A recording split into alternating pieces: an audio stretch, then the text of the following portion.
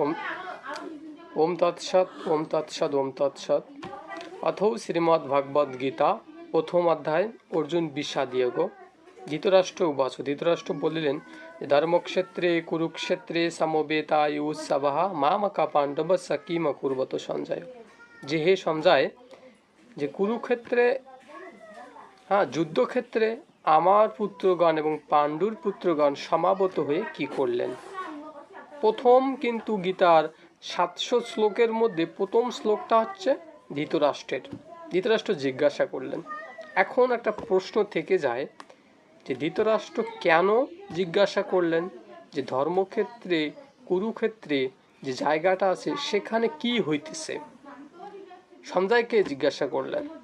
আবার এও প্রশ্ন থেকে যায় যে সঞ্জয়কে কেন জিজ্ঞাসা করলেন, সঞ্জয়টা কে, কুরুক্ষেত্র জায়গাটা কি, এগুলো প্রশ্ন আমাদের মনে থেকে যায়।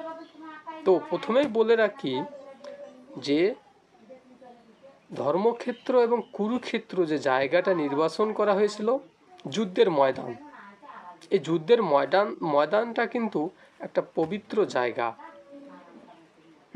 তো এই পবিত্র জায়গায় গেলে কিছু কিছু মানুষের মনের পরিবর্তন হয়ে যায়।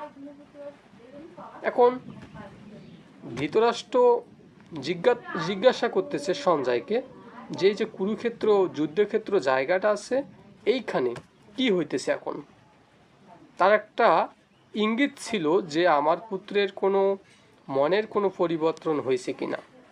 তো দেখেন যে স্বয়ং ভগবান যার সামনে দাঁড়িয়েছিল, ভগবান শ্রীকৃষ্ণ বাসুদেব, তো সকলের কিন্তু সামনে দাঁড়িয়েছিল, কিন্তু তাদের মনের কোনো পরিবর্তন হয় নাই। একমাত্র পঞ্চপাণ্ডব কিন্তু ভগবান শ্রীকৃষ্ণের সমর্পণে ছিলেন এবং তাদের মনে ভক্তি শ্রদ্ধা ছিল।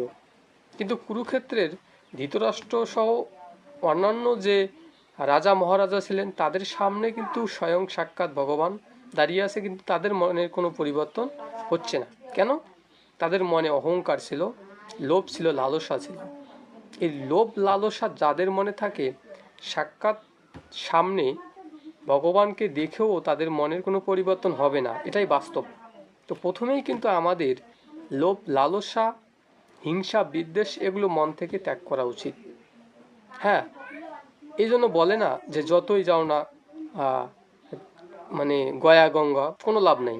যদি মনের ভিতরে ময়লা থাকে, মনের ভিতরে যদি নানান ধরনের কুচিন্তা আনকথা কুকথা এগুলো যদি মনের ভিতরে ঘোরাফেরা করে, তো কখনোই ভগবানকে পাওয়া যায় না। এজন্য শ্রদ্ধা দরকার।